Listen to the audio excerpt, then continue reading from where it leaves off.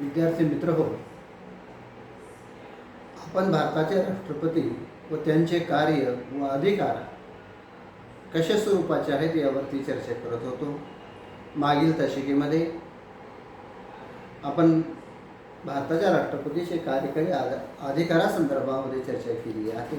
आज आपण या तासिकेमध्ये प्रशासकीय स्वरूपाचे कोणकोणते कामकाज राष्ट्रपतींना करावे लागत असतात या संदर्भात माहिती बघणार आहोत. तर भारताचे राष्ट्रपती सक्रिय राजकारणामध्ये सहभागी नसतात, तसेच कोणतेही कार्यकारी पदावरती ते काम करत नसतात, तरी देखील देशाचा संपूर्ण राज्यकारभार भारताच्या राष्ट्रपतीच्या नावाने त्या ठिकाणी चालवला जात असतो आणि प्रत्यक्ष प्रशासन करणाऱ्या पंतप्रधानावर आणि त्यांच्या मंत्रिमंडळावर नियंत्रण ठेवण्याची भूमिका किंवा जबाबदारी त्यांचीच त्या ठिकाणी आहे. प्रशासन सर्व कारभार राष्ट्रपतीच्या नावाने चालतो. मंत्रिमंडळाने घेतलेले निर्णय राष्ट्रपतींना कळवावे लागतात, त्यांची संमती घ्यावी लागते. राज्याचे प्रशासन चोख व योग्य चालविण्यासाठी त्यात एक सूत्रता येण्यासाठी वेगवेगळ्या समित्या व आयोग स्थापन करावे लागतात. त्या समित्यांचे अध्यक्ष सभासद यांच्या नेमणुका करण्याचा अधिकार राष्ट्रपतींना असतो. केंद्रशासित प्रदेशाच्या कारभारावर केंद्र देखरेख ठेवणे हेही काम राष्ट्रपतीचेच त्या ठिकाणी दिसून येते. म्हणजे प्रशासकीय स्वरूपाचे अनेक कामकाज राष्ट्रपतींना त्या ठिकाणी पार पाडावे लागतात. जरी राष्ट्रपती हे भारताच्या सक्रिय प्रशासनामध्ये सहभागी नसतात, परंतु प्रशासन चालवणारी जी काही शाखा आहे, पंतप्रधान असेल, मंत्रिमंडळ असेल, एक प्रकारचं नियंत्रण किंवा त्यांच्यावरती अंकुश ठेवण्याची भूमिका भारताच्या राष्ट्रपतीची त्या ठिकाणी दिसून येते. तसेच मंत्रिमंडळाने घेतलेले निर्णय या निर्णयांना मान्यता देण्याचं कामही राष्ट्रपतीचंच त्या ठिकाणी दिसून येते. किंवा एखादा निर्णय अमान्य असेल तर तो स्थगन म्हणजे आपल्याकडे स्थगित करून त्या ठिकाणी ठेवतात. वट हुकूम काढण्याचा देखील एक प्रशासकीय अधिकार त्यांना देण्यात आलेला आहे. याशिवाय घटक राज्य आणि केंद्रशासित प्रदेश म्हणजे केंद्र सरकार या दोन्हीमध्ये सुसूत्रता आणण्यासाठी, कामकाज व्यवस्थित चालवण्यासाठी अनेक समित्या, उपसमित्या केंद्रीय पातळीवरती त्या ठिकाणी नेमाव्या लागतात. केंद्र राज्याचे आर्थिक संबंध असतील, प्रशासकीय स्वरूपाचे संबंध असतील आणि राजकीय स्वरूपाचे संबंध असतील, हे संपूर्ण संबंध सुरळीतपणे चालवले जावेत म्हणून अनेक समित्यांच्या त्या ठिकाणी निर्मिती केली आहे. या निर्मितीचे अध्यक्ष, समित्या यांचे देखील नेमणूक करण्याचा अधिकार भारताच्या राष्ट्रपतींना त्या ठिकाणी देण्यात आलेला आहे. केंद्रशासित प्रदेशाचा जो कारभार आहे तोही राष्ट्रपती स्वतः त्या ठिकाणी बघत असताना आपल्याला दिसून येतात. अशा स्वरूपाचे अनेक प्रशासकीय कामे भारताच्या राष्ट्रपतींना करावी लागत असताना आपल्याला दिसून येतात. यानंतर समोरचा मुद्दा आहे विधिमय किंवा कायदेविषयक कार्य आणि अधिकार. राष्ट्रपती संसदेचे एक अविभाज्य घटक मानले जाते. राष्ट्रपतीचा उल्लेख तिसरे सभागृह असा केला जातो. ते स्वतः संसदेचे सदस्य नसले तरी राष्ट्रप्रमुख म्हणून कायदेविषयक सर्व अधिकार त्यांनाच आहेत. या कार्यात पुढील मुद्द्यांचा समावेश त्या ठिकाणी होताना आपल्याला दिसून येतो.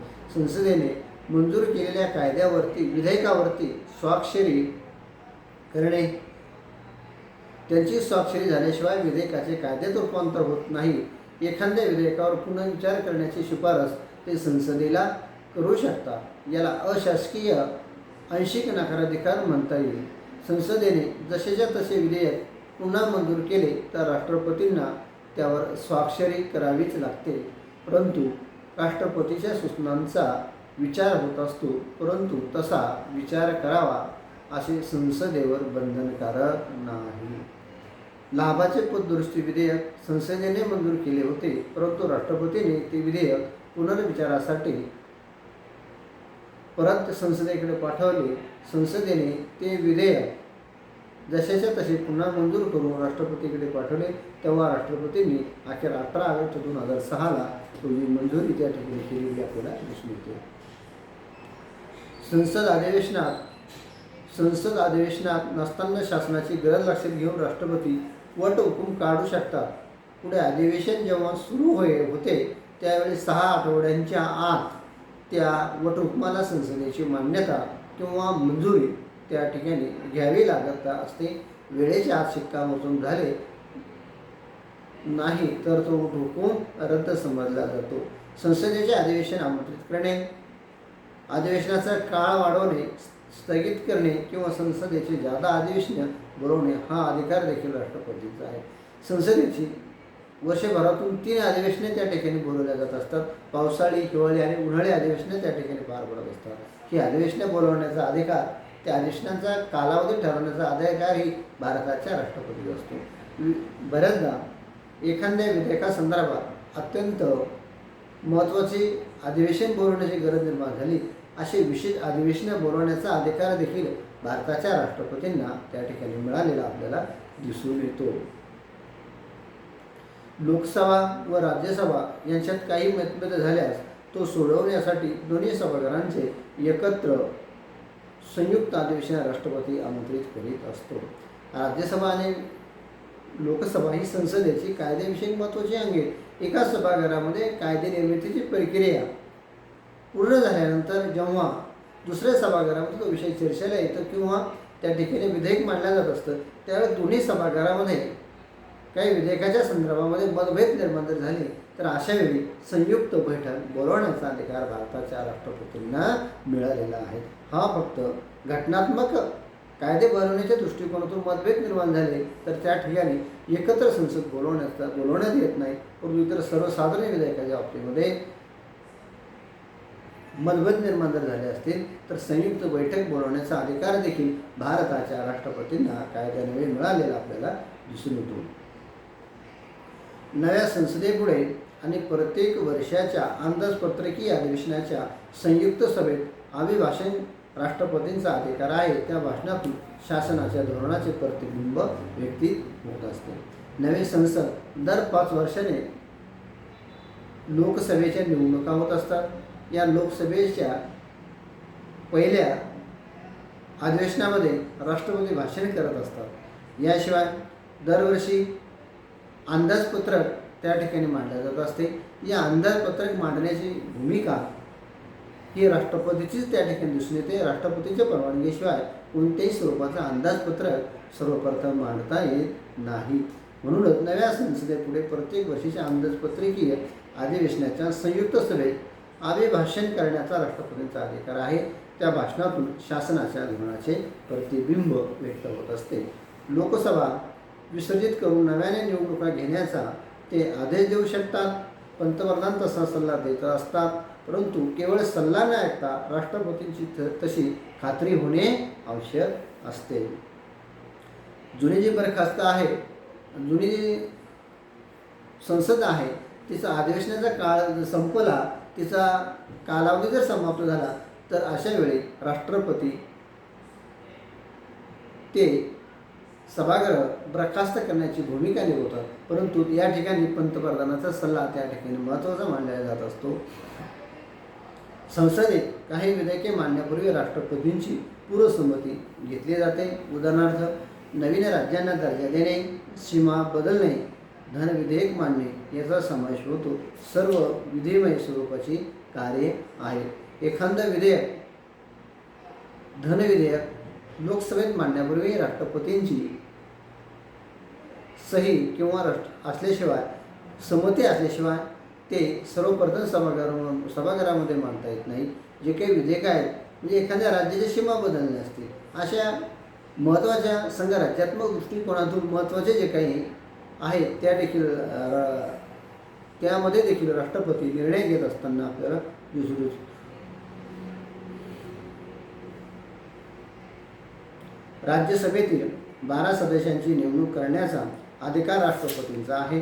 त्याला साहित्य, क्रीडा, वाङ्मय, विज्ञान इत्यादी क्षेत्रातील मान्यवर व्यक्तींची राष्ट्रपती त्या ठिकाणी निवड करत असताना आपल्याला दिसून येते. यासाठी देखील संसद किंवा पंतप्रधान राष्ट्रपतीला तशी शिफारस करत असताना आपल्याला दिसून येतात.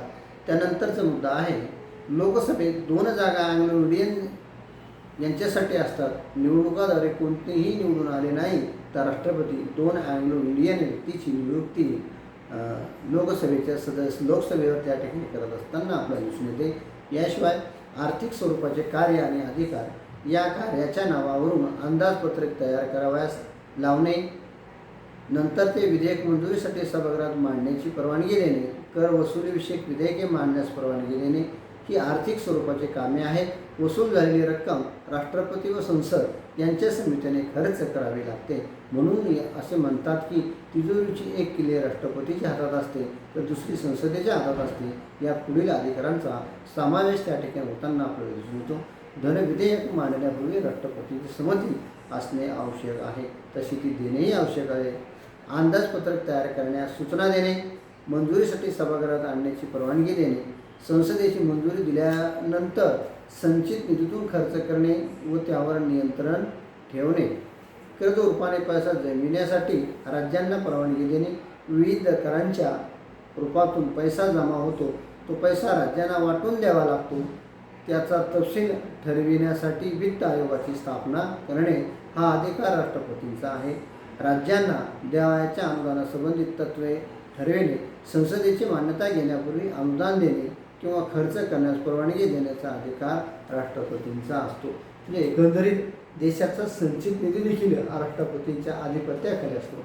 अंदाजपत्रकास मंजुरी देणे किंवा त्यामध्ये कोणकोणते तपशील आहेत, खर्चास मंजुरी देणे हे देखील राष्ट्रपतींचे अधिकार त्या ठिकाणी दिले आहेत. म्हणून राष्ट्रपतींना एक चावी राष्ट्रपतीच्या हातामध्ये असते तिजोरीची आणि दुसरी चावी संसदेच्या हातामध्ये असते.